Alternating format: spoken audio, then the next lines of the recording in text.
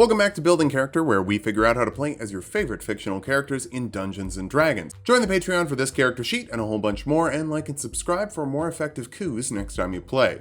Maybe. Today we're building Marluxia, the rose-themed member of Organization XIII. Obviously, he's the one who shows up at the Beauty and the Beast world, since that's got all the roses. It's not like they'd make him the antagonist of the card game spin-off, especially when there's a different member of the organization whose special thing is cards. That'd be silly. Guess you didn't cheat, but you're still a traitor.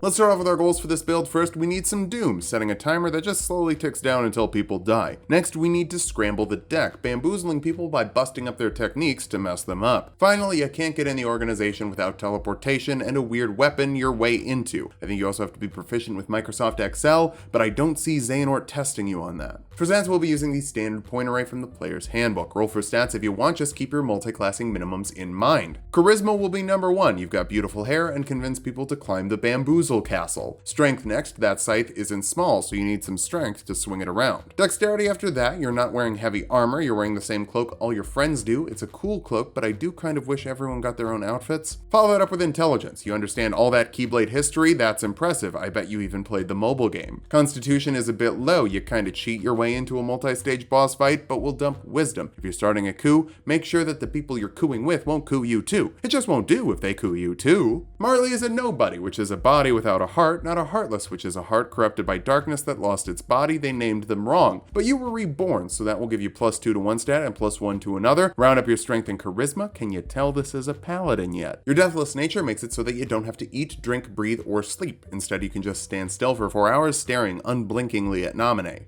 Creepy. You get advantage on death saving throws, poison saving throws, and resistance to poison damage. Not like Sora is about to bust out the arsenic, but it's fine to have this and not use it. Your knowledge from a past life lets you add a d6 to an ability check, an amount of times per day equal to your proficiency bonus. Use it for deception. That's some dandelion. You also get 2 skills of your choice, like Persuasion and Acrobatics, and 2 more skills from your background. Athletics and Intimidation are the perks for being a soldier. That fox lady better give you something good for signing up. We'll kick things off as a Warlock, letting you grab 2 skills from the Warlock list, like Arcana and Deception, so you can understand how to best utilize Bamboozle Girl to bamboozle people in the Bamboozle Castle. If you like wearing black cloaks and carrying scythes, it shouldn't be a surprise that you end up signing up with the Kingdom Hearts equivalent of a Lich. Undead Warlocks can get even spookier with Form of Dread, giving you temporary HP equal to 1d10 plus your Warlock level. You can force a Wisdom saving throw on a creature you hit once per round with an attack, frightening them until the end of your next turn, and you're immune to the frightened condition. These all last for a minute. You have a number of these equal to your proficiency bonus per long rest, so as long as you can wrap things up quickly, you basically have the HP of a martial character and the ability to make people worse at fighting you, all while getting the benefits of Warlock's spells and cantrips like Eldritch Blast. It's the perfect tofu spell to reflavor as you like, firing a ranged spell attack that deals 1d10 force damage and shoots more beams as it scales up. Fire off some funky petals or scythe beams. Prestidigitation does a bunch of small flavor stuff. I'm looking at summoning objects that fit into your hand for some playing cards that create alternate dimensions. That might be a bit too strong for a cantrip, but you can make normal cards and have Naminé bamboozle people into thinking the magic comes from the cards. She's great for a bamboozle. To convince people to climb a tower when they absolutely shouldn't, Charm Person forces a wisdom saving throw on a creature. Failing that, they're charmed by you for an hour, giving you advantage on charisma checks. Remember, the Organization XIII motto is Gaslight, Gatekeep, Girl Boss. Hex lets you give a creature disadvantage on checks of a certain type, and you can add a d6 of necrotic damage to your attacks against them with a weapon or a spell. Put some extra oomph on your hits against little protagonist boy, and we'll get some more fun with this later. Second level Warlocks get Invocations, bonuses from Darkness Dad to help you take out 7 pieces of light. Armor of Shadows lets you cast Mage Armor at will, making your AC 13 plus your Dexterity modifier when you're not wearing armor. Those robes protect you from the darkness, but now they'll protect you from daggers too. We'll grab an Agonizing Blast, but we're not keeping it for long. This lets you add your Charisma modifier to the damage of your Eldritch Blast attacks.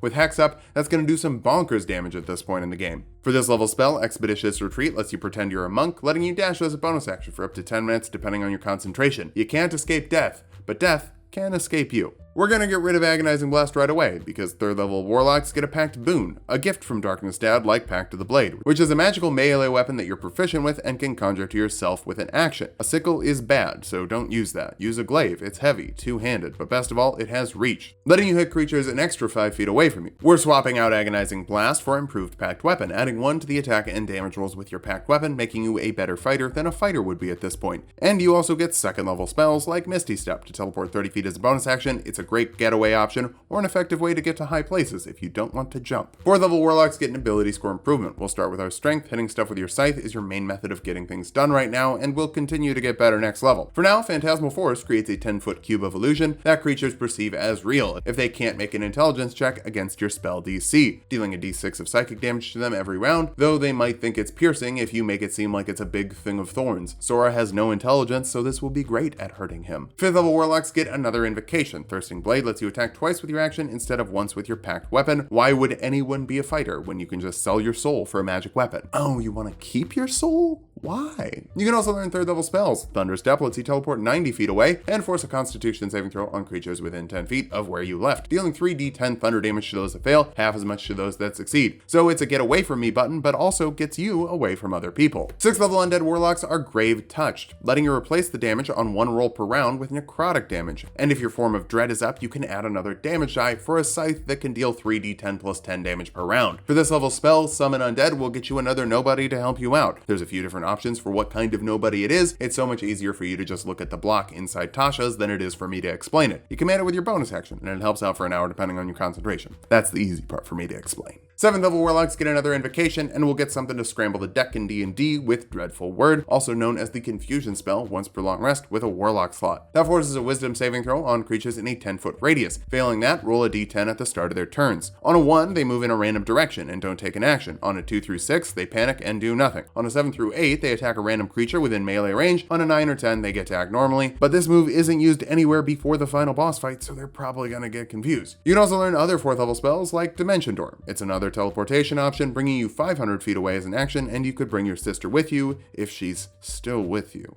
8th level Warlocks get another ability score improvement. Cap off your strength. Your spells are mostly for mobility, summoning, or hexing. We don't need charisma just yet. Even for Summon Aberration, which summons some other funky helpers like Summon Undead, there are so many cool Heartless and Nobodies, picking one is hard. I just want you to have more options. 9th level Warlocks get another invocation. Maddening Hex starts the death countdown on any creature you have hexed, automatically dealing your charisma modifier and psychic damage to them as a bonus action on your turns and to creatures within 5 feet of them. That's Goofy, Sora, and Donald. I'm sure if you play Kingdom Hearts, saying the names in that order did psychic damage to you. At most, this deals 5 damage per round, but considering it's just a bonus action and there's nothing creatures can do to stop it from happening, this is a pretty effective doom. You can also learn 5th level spells, and I feel like we're not spamming teleports enough, so grab Far Step to teleport 60 feet every round for a minute as a bonus action, so you don't ever have to stop bamfing. 10th level Undead Warlocks get Necrotic Husk, giving you resistance to necrotic damage or immunity with Form of Dread up, not something Sora uses, but if he drops you to 0 HP, you can drop to 1 HP instead and blast creatures within 30 feet of you with 2d10 plus your Warlock level in necrotic damage. You also take a level of exhaustion and can't use it again until you finish 1d4 long rests, so maybe summon some helpers for phase 2 of the boss fight. Dance Macabre will turn 5 corpses into nobodies under your control for an hour and add your charisma modifier to their attack and damage rolls for some smaller but definitely still effective soldiers.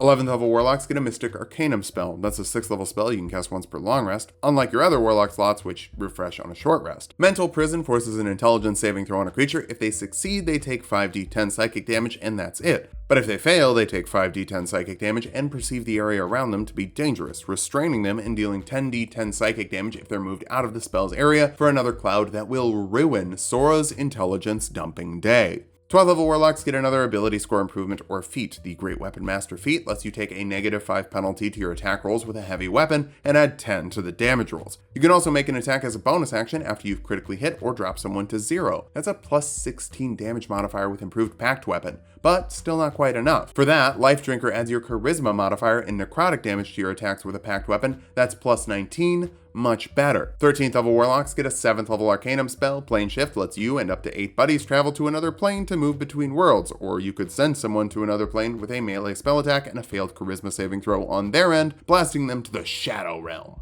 Wait, wrong anime, sorry. 14th level Undead Warlocks get to cheat with Spirit Projection. This sends a spirit version of yourself out of your physical body, giving both versions of yourself resistance to bludgeoning, piercing, and slashing damage. Necrotic and conjuration spells no longer require verbal, somatic, or material components, and you get a flying speed. You can also move through creatures and objects like they were just difficult terrain, and when you use your Form of Dread, you can recover half the necrotic damage you deal with 1 attack per round. Remember how your scythe can deal 2d10 plus 19 necrotic damage in a single attack? That means lose 15 HP of healing per round with resistance to physical damage, all while you're actually hiding behind the door, making Sora fight a fake version of you first. It requires your concentration, but it lasts for an hour, so you can get a lot done with your absent silhouette. 15th level Warlocks get an 8th level Mystic Arcanum spell. Feeble Mind deals 4d6 psychic damage and forces an intelligence saving throw on a creature. Failing that, their charisma and intelligence drop to 1. They can't cast spells or communicate. All they know is protecting their friends. So Sora's intelligence modifier won't go down much, but now his gishy build isn't going to be able to use spells. Leave him a few attack cards out of pity, I guess. You also get another invocation. Otherworldly Leap lets you cast Jump at will, tripling your jump distance. He jumps good. His weird demon lady spaceship aberration thing jumps good. So many people complain about putting jump on so many characters, so you know what? I'll give you an alternative option. Watch something else and never tell me what to do.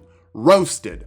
Like the video out of shame. 16th level Warlocks get another ability score improvement. Bump that charisma for a plus 20 damage modifier with all your scythe attacks and better spells. I guess this is supposed to be a spellcaster too, huh? 17th level Warlocks get another spell worth casting. Blade of Disaster lets you yeet that scythe forward for some chaos. You can make 2 melee spell attacks with it as a bonus action. They both deal 4d12 force damage, but critically hit on an 18 or higher. When it crits, it deals 12d12 force damage. It's a decent option for your bonus action, but you can't use it with your fake body since it requires concentration. That's fine. You really only do that trick once. Most of the time people are dealing with the real deal, or I guess the data deal, but that wasn't your call. 18th level Warlocks get another invocation. Just grab Agonizing Blast again. You're now shooting 4 beams with Eldritch Blast, so that can put out some serious stank from a range. This is the bullcrap laser that stun locks you in phase 3. Absolute garbage. I hate this dude, but I love how much I hate this dude. 19th level Warlocks get our last ability score improvement. Cap off your charisma modifier for plus 21 damage with your packed weapon. Absolutely bonkers. You can deal 42 damage in a single round, not counting any die you roll, as long as, you hit. Our Capstone is the 20th level of Warlock for Eldritch Master, letting you beg Daddy Darkness to give you some extra spell slots once per long rest, though you do have to spend a whole minute asking. I'm sure Sora is going to want to wait a few seconds between your phases. Use that time to regroup so you can keep on hexing.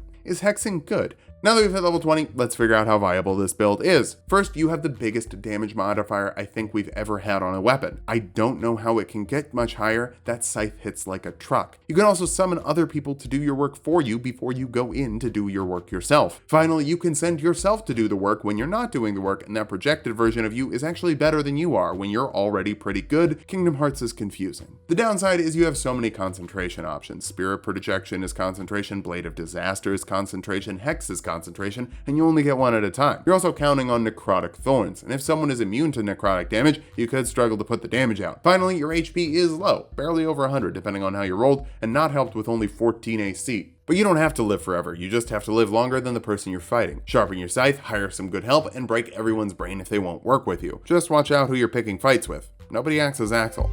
Thanks for watching. If you like the video, subscribe for more. We make 2 videos every week. Join the Patreon for this cheat and a whole bunch more, and sub to Tulok and Mango to watch us play Chain of Memories.